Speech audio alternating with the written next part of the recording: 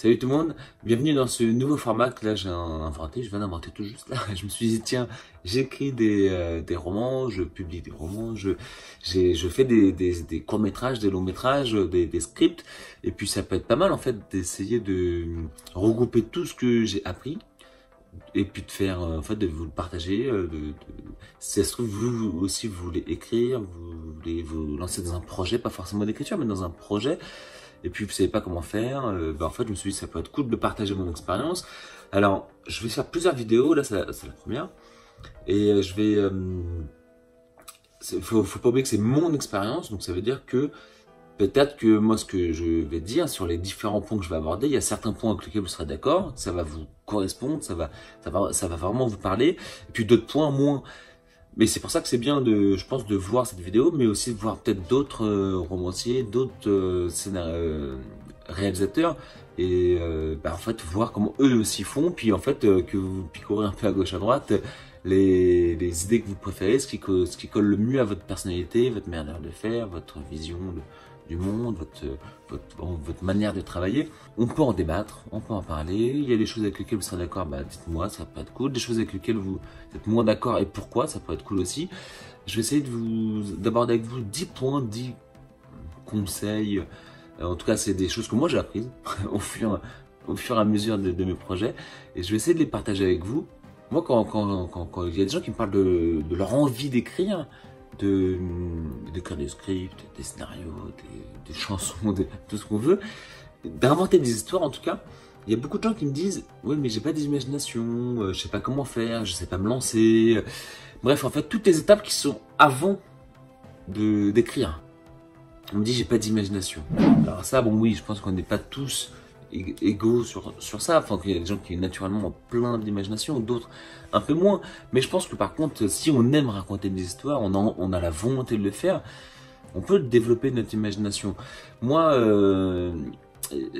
voilà, comme je suis prof à côté, du coup j'ai pas mal d'expérience quand je parle avec les élèves qui me disent moi j'ai pas d'imagination, et c'est vrai que je leur dis souvent mais vous pouvez largement vous inspirer de ce que vous aimez en fait. Il faut pas confondre le plagiat avec l'inspiration. Alors évidemment, si vous écrivez une histoire, c'est l'histoire d'un petit garçon qui va dans une école de magie et que le monde extérieur n'est pas au courant qu'il y a une école de magie, et que dans cette école-là, il y a un méchant et qu'il est lié à ce méchant-là parce que à sa naissance, ses parents sont morts, c'est sûr que là, c'est un plagiat. Mais par contre, si vous aimez parler si Harry Potter, ça vous a inspiré la passion pour une histoire un peu merveilleuse qui concerne la magie, c'est bien, continue, enfin faut y aller en fait. Donc moi je suis énormément pour l'inspiration, pas uniquement de romans pour des romans, etc. Moi je puise mon inspiration dans énormément de choses différentes, que ce soit des films. Je pense que c'est pas un immense secret que mon roman Nemesis, il y a une de mes inspirations, c'est Batman, et c'est aussi Kick-Ass, d'ailleurs, le film Kick-Ass, il y a eu la bande dessinée aussi d'ailleurs. Alors bien que ce soit très très différent de Batman et de Kick-Ass, c'est très très très différent, hein, ceux qui l'ont lu me le confirment, mais c'est clair que c'est une inspiration. Je me suis inspiré de ces œuvres. Il y a des thèmes, le thème sur la justice m'a énormément inspiré.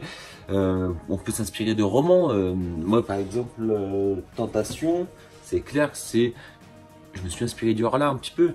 Alors que si vous lisez Tentation et que vous lisez le Horla, franchement, je pense pas que vous verrez comment j'ai pu m'inspirer. Mais justement, il y a dans l'idée, dans le personnage, comment le personnage est développé, si ça m'a inspiré. L'histoire n'a absolument rien à voir, mais vous pouvez vous inspirer de plein de choses. Et moi, les musiques m'inspirent énormément. Quand vous écoutez de musique, ou même une BO d'un film, franchement, fermez les yeux. Essayez d'imaginer ce que ça vous provoque comme émotion, comme sentiment, comme image.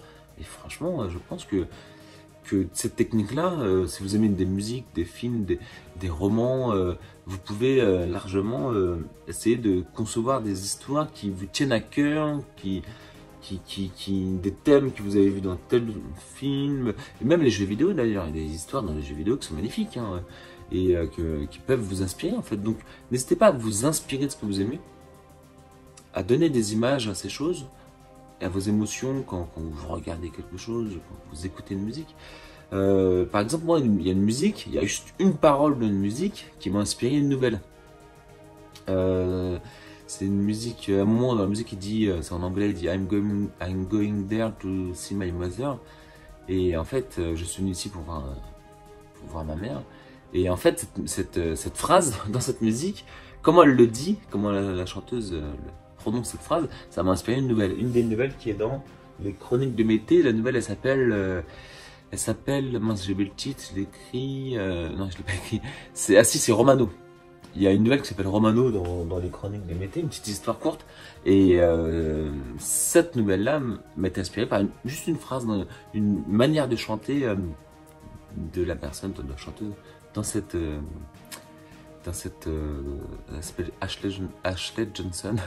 Il y a des choses des thèmes, des mondes, des univers que vous aimez particulièrement. Ne pas hésiter à s'inspirer sans faire du plagiat. Vous, qu'est-ce que vous voulez raconter maintenant? Ok, vous aimez ce thème-là, ok, ça vous a inspiré, ok, ça vous a porté. Maintenant, qu'est-ce que vous voulez raconter dans cet univers-là? En deux, moi, je conseille pour concevoir des histoires, on va dire, je conseille de prendre pas mal de notes. N'hésitez pas à prendre des notes avant. Moi, alors j'en ai plusieurs en fait. Là, je vous montre celui-là, mais j'en ai plein de petits calepins, des petites. Où dedans, en fait, j'écris des idées. En fait, j'écris vraiment des petites idées qui me traversent l'espoir. Franchement, quand je relis des années plus tard, je ne sais plus de quoi je parle. Chapitre 35, passage. Je ne sais pas de quoi je parle, mais bon. Bref. Et n'hésitez pas en fait à prendre un petit calepin sur lequel vous écrivez toutes les idées qui vous traversent l'esprit, mais ça peut être des idées scénaristiques, mais ça peut être aussi d'autres choses. Ça peut être des mots de vocabulaire. Des fois, vous tombez sur un mot, sur une phrase, sur une tournure, sur un débat avec quelqu'un, un film, un truc, quelque chose qui vous sentez que ça vous plaît, qu'il y a quelque chose dont il y a quelque chose que vous pourrez réutiliser, qui colle bien à ce que vous voulez dire, ou une phrase qui vous vient en tête comme ça d'un coup, même si ça n'a rien à voir, même si c'était pas du tout dans le cadre de création d'une histoire. Si vous parlez à quelqu'un, il y a une phrase que vous dites qui vous plaît, ou je sais pas, enfin bref, une tournure, n'hésitez pas à prendre des notes. Franchement, je pense que la prise de notes, je le fais dans le téléphone aussi, je le fais dans mon téléphone, je le fais quand, hop, j'en ai plusieurs des petits trucs. Je suis pas toujours très organisé, donc j'en ai plusieurs, c'est pour ça. J'en ai à la maison, dans ma sacoche, j'ai mon téléphone portable. Mais bon, je m'y retrouve quand même. Mais franchement, la prise de notes, au début, j'y croyais pas trop, mais maintenant, ça fait 15 ans que je le fais, mais ça permet vraiment des fois, de retomber 3 ans plus tard sur quelque chose que vous avez écrit. Hop, ah oui, bah oui, c'était sympa, pourquoi? Et le réutiliser. Donc ça, c'est un conseil que je donne. Prenez des notes, si vous aimez écrire des histoires, inventer des histoires. N'hésitez pas à prendre quelques notes. Ça peut toujours vous aider au moment où, à un certain moment donné, quand vous êtes perdu, quand vous n'avez pas d'inspiration, quand le mot vient pas, hop, avoir une petite liste, même une liste de vocabulaire d'ailleurs. Ça, je le fais plus, mais quand j'avais 17 ans, 18, 19, enfin voilà, début de vingtaine même, j'hésitais pas à me faire une liste de vocabulaire en fait. Dès qu'il y a un mot nouveau que j'apprenais, hop, je l'écrivais. Donc ça, je pense que c'est pas une question de création d'histoire là, mais ça permet déjà en amont, vous avez fait un travail en amont avant la création d'histoire. Moi, quand on me demande souvent comment je fais pour créer une histoire, mais ben, en fait, c'est marrant parce que je dirais que je m'amuse pas à créer une histoire dans le sens où je suis pas assis comme ça sur une chaise avec une feuille. Bon, bah, faut que je crée une histoire. J'ai jamais fait ça de ma vie, mais vraiment jamais, jamais. Et si je faisais ça, je pense que j'y arriverais pas. Je pense que, c'est sûr, je pars toujours en fait pas d'une histoire, mais d'un esprit, d'une atmosphère, d'une ambiance en fait. Je sais pas, c'est vrai que c'est dur à expliquer, mais clairement, moi, quand j'ai écrit Nemesis, j'avais pas l'histoire, moi, alors, je vais pas raconter l'histoire, mais j'avais pas encore l'histoire de ce personnage qui allait rendre justice. Bon, ça, je pense que, même si vous n'avez pas lu le roman, je pense pas que je vous spoil grand chose, c'est écrit derrière. Mais puis Nemesis, c'est la déesse de la justice et de la colère. Mais quand j'ai écrit ce roman-là, j'avais pas l'histoire comme ça, tac, tac, quelqu'un, bon, je vais pas raconter l'histoire, mais qui rend justice, blablabla, etc. Mais j'avais l'esprit. Je me suis dit, sur la justice, j'avais quelque chose à raconter sur peut-on faire justice soi-même en fait, en France, notamment en France. Que penser de notre justice actuellement? Vous voyez, et j'étais plongé dans cette ambiance sur la justice. Et à partir de ce thème, j'ai développé une histoire en fait. Et toutes mes histoires, je les ai faites comme ça. Je vais pas vous le faire pour chacun de mes romans, chacun de mes films, mais franchement, J'ai toujours marché comme ça en fait. Toujours, je pense que c'est plus intéressant de d'abord se demander quel thème on veut traiter, dans quelle atmosphère, quel ton on veut donner à son histoire, puis ensuite essayer de développer une histoire. Moi je pense que dans ce sens-là c'est toujours plus sympa parce que le lecteur, je pense, est plus intéressé par le thème que par l'histoire en réalité. Vraiment, moi je pense vraiment ça. Je pense qu'une histoire même qui est un peu banale, si elle est ultra bien racontée, avec une atmosphère qui accroche, des personnages intéressants, une mise en scène intéressante, va beaucoup plus lui plaire qu'une histoire ultra intéressante, mais sans âme. C'est comme ça que je vois les choses en tout cas.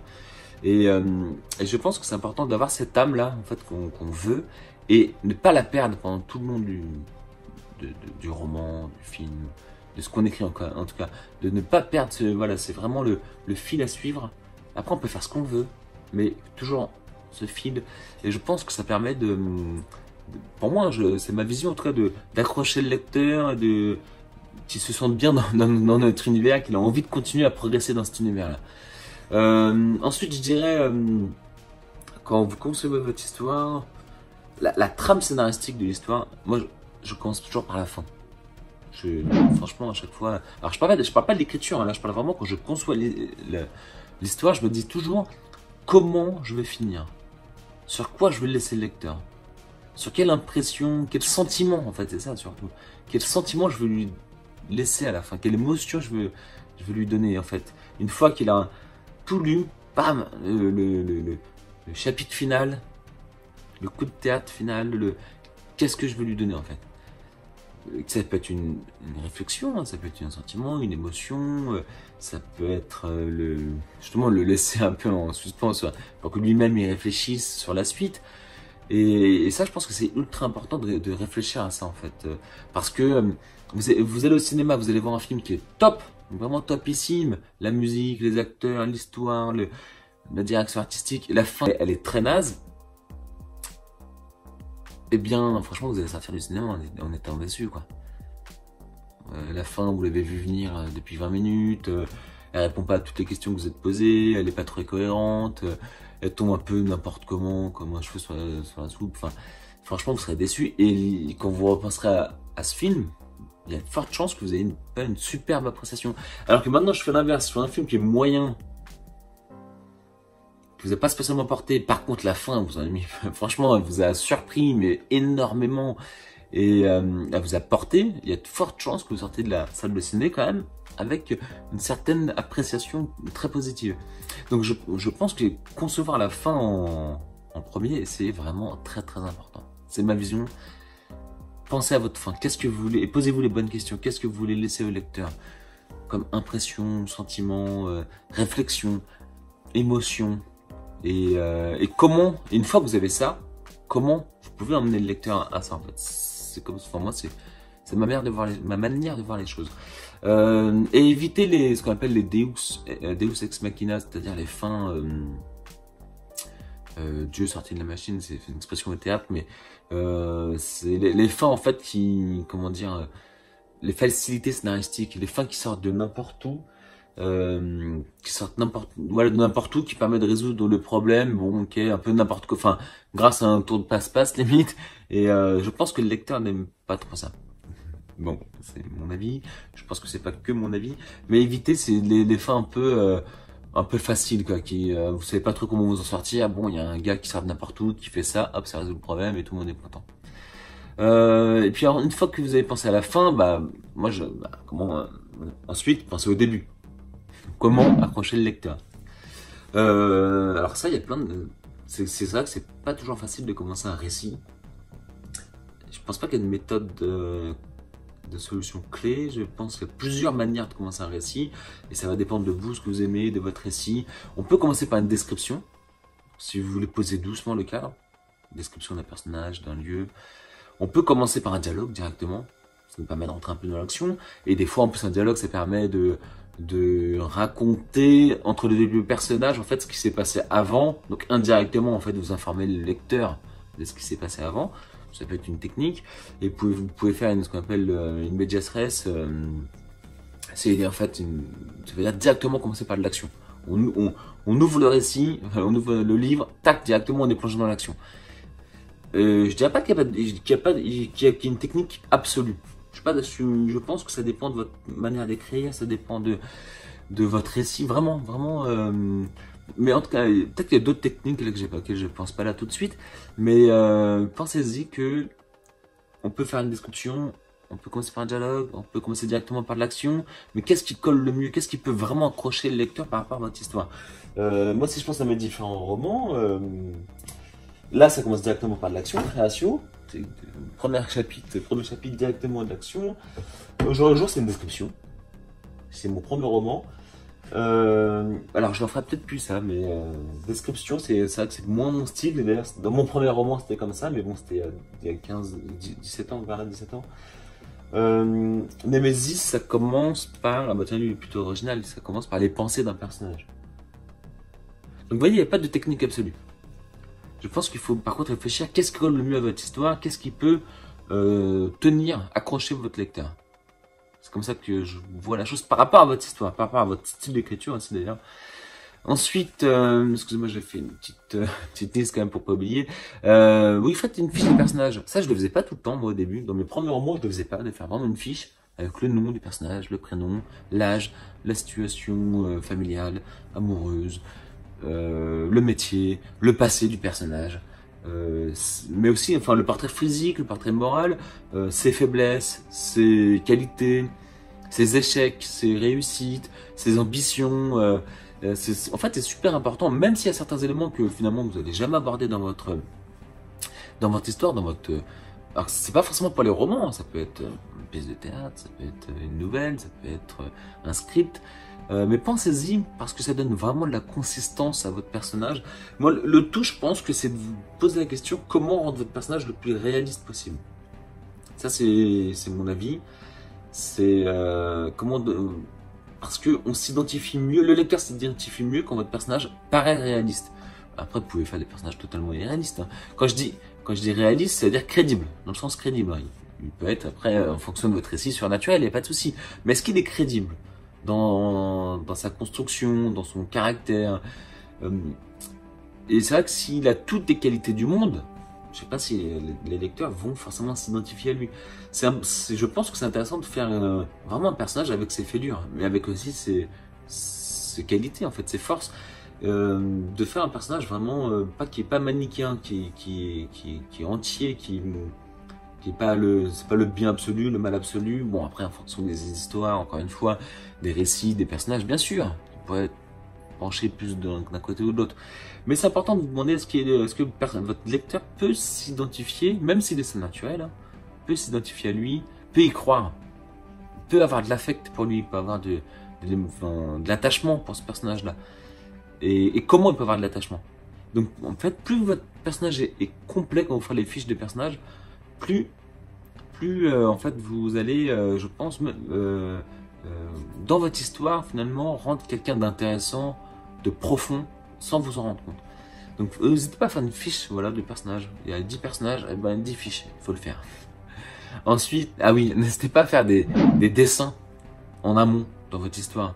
Franchement, parfois la technique du dessin, que ce soit un plan de carte, un croquis, des petits croquis, des petits des storyboards, des petites bandes dessinées qui permettent d'expliquer une scène. Franchement, vous voyez, ça là, c'est là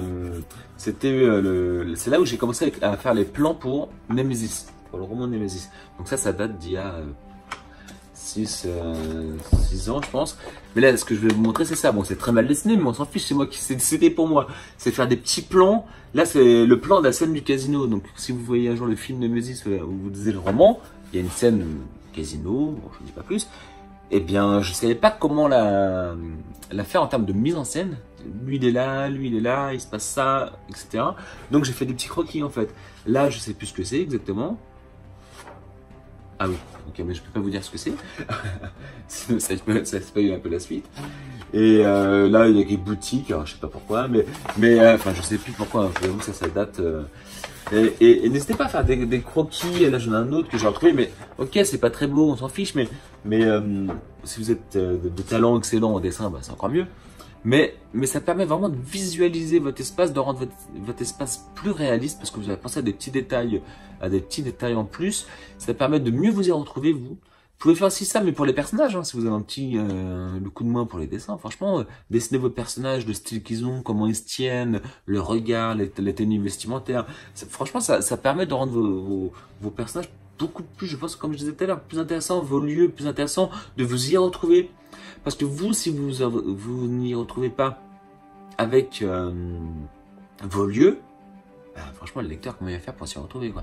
Donc, du coup, c'est intéressant de faire des croquis ou des storyboards aussi. Si vous avez une histoire en tête, un passage, une scène, et que vous avez du mal à la séquencer, tiens, il se passe ça, ça, ça, faites un petit storyboard. Première case, il se passe ça, puis ça.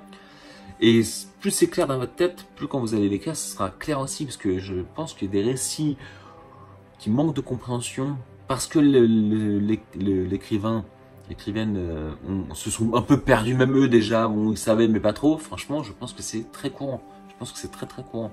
Et donc du coup, plus c'est clair dans votre tête, plus il y a de chances que votre lecteur s'y retrouve et comprenne tout, il soit pas perdu. Tiens, mais il a dit que il y avait une porte dans cette salle et finalement il sort par la porte de derrière. Enfin bon, là j'invente quelque chose, mais vous voyez, je pense que c'est important. Donc, les personnages, une fiche par personnage, les lieux, franchement, faire des croquis. Et en plus, si vous avez du talent pour le dessin, c'est encore mieux. Moi, je l'ai pas. Bon, chacun son truc. Le plan détaillé de Nemesis, je l'avais fait comme ça. D'habitude, je ne l'ai fait pas comme ça. Parce que l'histoire de Nemesis est assez compliquée, complexe, il se passe pas mal de choses.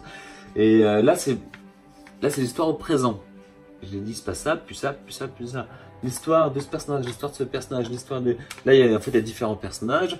Et puis, en fait, j'ai essayé de dire, bon, bah, quand lui fait ça, lui, il fera ça. Et en même temps, lui, il fera ça.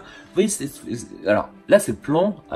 Moi, je le fais de cette manière. Mais un plan, vous pouvez faire de plein de manières différentes. Hein. Vous pouvez faire grand 1, il se passe ça. Grand 2, il se passe ça. Grand 3. Et franchement, faire un plan, je le faisais pas avant. Dans tous mes premiers romans, je n'ai pas fait de plan détaillé. Quasiment pas. Je l'ai un petit peu plus fait pour Création, mais je n'ai pas fait pour Au jour le jour quand je l'ai écrit. Je n'avais pas fait pour Pandore. Bon, Tentation Pulsion, c'est un peu différent. J'ai été obligé de le faire pour Nemesis parce qu'en fait, je voulais faire le film. Donc, il fallait bien que les acteurs aient l'histoire, aient le script, comprennent l'histoire dans l'ordre. Donc, je me suis forcé à faire un plan ultra détaillé. Et après, si je vous montre les autres fiches, je suis rentré dans les détails par chose, hein, par scène, on va dire. Et en fait, c'est top, quoi. Franchement, avec le film Nemesis, j'ai appris, je le faisais pas avant, j'ai appris à faire un plan avant une histoire. Parfois, je le faisais, hein, je dis pas que je le faisais pas pour les autres, mais le plan que je faisais pour les autres romans, il était quand même assez beau, il était rapide, c'était principalement dans ma tête, en fait. Alors, j'ai une bonne mémoire, un coup de peau, hein, mais les plans que je faisais pour les autres romans, ils étaient plutôt rapides ou dans ma tête. Et pour Nemesis, c'est la première fois que je faisais vraiment un plan très détaillé. Chapitre 1, il se passe ça, ça, ça, ça, ça, 2, ça, ça, ça, ça, ça. Je mettais des couleurs pour repérer les personnages, etc. Et en fait, c'est top, quoi. Franchement, faites-le.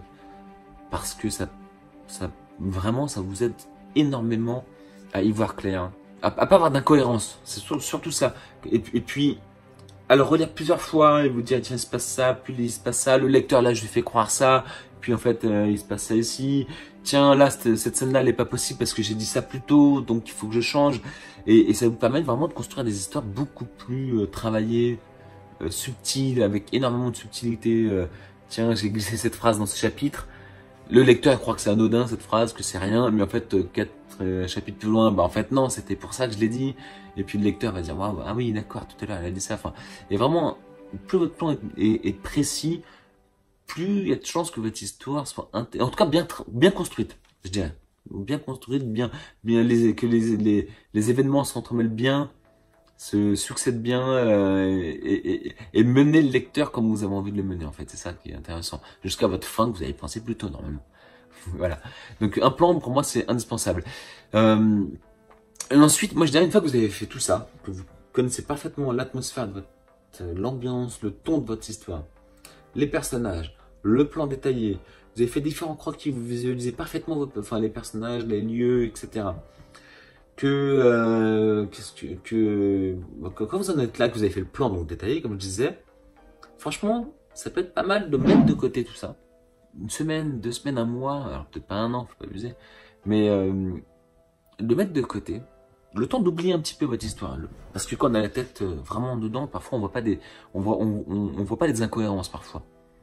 On a plus de mal quand on est vraiment plongé.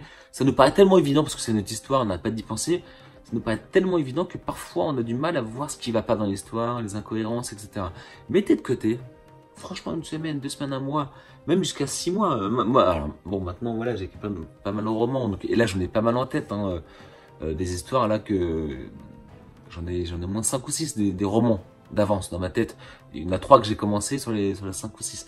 Mais du coup, ça me permet d'avoir du temps de mettre de côté certaines histoires. Mais tac, là, je viens de faire une coupure parce que je suis allé chercher ce roman-là. Alors lui, c'est un roman qui est pas sorti, qui est pas prêt à sortir. Alors oui, il fait partie, bien sûr, c'est pas une saga, ce sont pas des suites, hein, mais ce sont des romans qui ont la même recette, hein, ces 2 romans-là, puis celui-là, première personne, roman psychologique, on suit un personnage dans une aventure un peu étonnante et on s'identifie à lui, on se pose les mêmes questions que lui. Bref, et en tout cas, j'ai écrit le 3e tome, c'est pas le même personnage, mais et bah ça fait combien de temps que je l'ai écrit? Ça fait ça, je l'ai écrit en grande vacances 2017, donc ça fait 1 an et demi. Ça fait 1 an et demi que j'ai pas touché. Je l'ai mis de côté. Pfft. Alors j'ai une épreuve envoyée par l'éditeur. Et puis quand je voudrais le reprendre, je le reprendrai, je le corrigerai, je reverrai. Mais quand je voudrais le reprendre, ça sera top du coup. Je pourrais vraiment. Franchement, j'ai oublié. Alors, je connais l'histoire, je l'ai écrite, mais les détails de l'histoire, le ton du personnage, franchement, j'ai oublié, quoi, honnêtement. Et du coup, quand je vais le reprendre, pas tout de suite, hein, franchement, je suis en train de travailler sur la suite de Nemesis en ce moment. Hein, je suis en train de travailler sur la fin de leur monde, la suite de Nemesis. Et bien, quand je vais le reprendre, je vais redécouvrir le texte et je vais voir toutes les erreurs scénaristique, les phrases mal dites, enfin bref. Mais c'est bien de mettre de côté, honnêtement, c'est intéressant. Et vous pouvez le faire à ce moment-là de votre histoire, avant de commencer à écrire votre histoire, mettre de côté tout ce que vous avez fait. Une semaine, 2 semaines, comme je disais, vous reprenez, et quand vous reprenez, vous aurez un œil, vous aurez vraiment une vision nouvelle, en fait, de votre travail. Et franchement, je pense qu'à ce moment-là, vous allez corriger plein de petites choses et vous allez vous dire, ah, franchement, la version là, 1.0, 1.1 est bien meilleur que la 1, quoi. Il y a plein de petits détails que vous avez ajoutés, modifiés, qui rendent votre histoire beaucoup plus mieux construite, tout simplement. Donc pensez à mettre de côté votre histoire, la reprendre un peu plus tard, et là, vous pourrez commencer à écrire. Je pense à ce moment-là. Alors là, du coup, il y a 2 questions qui se posent. Mais il y en a une que je répondrai, parce que là, ça sera pour la 2e vidéo, hein, les techniques d'écriture. Est-ce qu'on écrit à la main ou ordinateur? Ça, j'en parlerai dans la prochaine vidéo. Mais le 10e conseil que je peux vous donner sur comment concevoir une histoire, on pose souvent la question de la rigueur du travail. Est-ce que j'écris souvent? Est-ce que je me force? Est-ce que je le fais selon mon inspiration? Alors voilà, en fait, malheureusement, je crois que j'ai pas de réponse. Je pense que ça dépend de chacun, en fait. Ça dépend de pourquoi vous écrivez. Est-ce que votre but, c'est de devenir romancier? Est-ce que vous écrivez juste par plaisir, etc. Je pense que là, ça dépend énormément de chaque profil et de vos ambitions. Pourquoi vous écrivez, en fait? Moi, ça m'est arrivé d'écrire, j'écris très souvent uniquement par inspiration, par passion, au moment où j'ai envie d'écrire. Par exemple, là, ça fait 3 mois que j'ai pas écrit. Ouais, parce que je suis à fond dans le film Nemesis et à ce moment, j'ai pas envie d'écrire. Donc, ça fait 3 mois que j'ai absolument rien écrit. Mais il y a des périodes où j'ai écrit un peu en me forçant, c'est vrai. Parce que je voulais finir vite un roman, commencer l'autre, etc. Puis sinon, je voulais aussi sortir un roman avant la fin de l'année. Et puis des fois, voilà, tous les matins, je me lève et tous les matins, j'écrivais. Donc ça dépend en fait. Là, il n'y a pas de... Moi, j'arrive à me forcer à écrire parfois. Parce que des fois, ça me force un petit peu que tac, finalement, tiens, l'inspiration vient et j'ai envie finalement. Donc des fois, je dois me forcer un peu. Donc, et puis des fois, j'ai pas envie, j'ai envie que l'inspiration vienne. Pour la suite de Nemesis, c'est ce que je fais actuellement. J'ai commencé à écrire Nemesis, j'ai écrit presque une centaine de pages. Et puis après, j'ai senti que j'étais pas dedans en ce moment. J'étais dans d'autres... voilà, le film Nemesis va sortir. Et donc du coup, je trouve que effectivement attendre, dire que le film Nemesis soit diffusé au cinéma, que ça me fasse une charge de travail en moins. Mais j'ai envie d'attendre le déclic, parce que je vais pas rater Nemesis, je vais pas la suite de Nemesis, je vais pas la rater, donc je vais attendre l'inspiration. Donc c'est vrai que c'est mieux, je pense, d'attendre, d'être inspiré, Mais parfois, on n'a pas le choix, je pense. Des fois, le basketteur qui veut devenir basketteur pro, des fois, quand son entraînement c'est le mardi et le jeudi soir, des fois, il n'est pas motivé tous les mardis, tous les jeudis soirs, j'imagine. J'imagine que parfois, il n'a pas le choix d'aller à l'entraînement. Mais parfois, je pense qu'il faut s'imposer un petit rythme de travail, même si c'est quand même bien, dans la mesure du possible, d'attendre que vous avez envie de le faire. Voilà, je dirais ça. Je sais pas si c'était clair, mais voilà, c'est tout ce que je voulais dire pour cette première vidéo. Donc 10 petits conseils. J'aurais dû les numéroter, moi. Enfin, je voulais dire tac, numéro 1. Moi, je le mettrai dans une vidéo. 10 petits conseils sur comment, en fait, concevoir une histoire. On n'est pas dans l'écriture, hein. Concevoir une histoire. J'espère que ça va peut-être vous aider un petit peu. N'hésitez pas si vous avez des questions. N'hésitez pas si vous voulez partager votre expérience. N'hésitez pas si vous voulez réfuter quelque chose que j'ai dit ou confirmer ce que j'ai dit. Voilà. Bah, à bientôt dans une deuxième vidéo. Donc, je parlerai vraiment de l'écriture en elle-même. 10 conseils sur l'écriture. Salut, à une prochaine fois.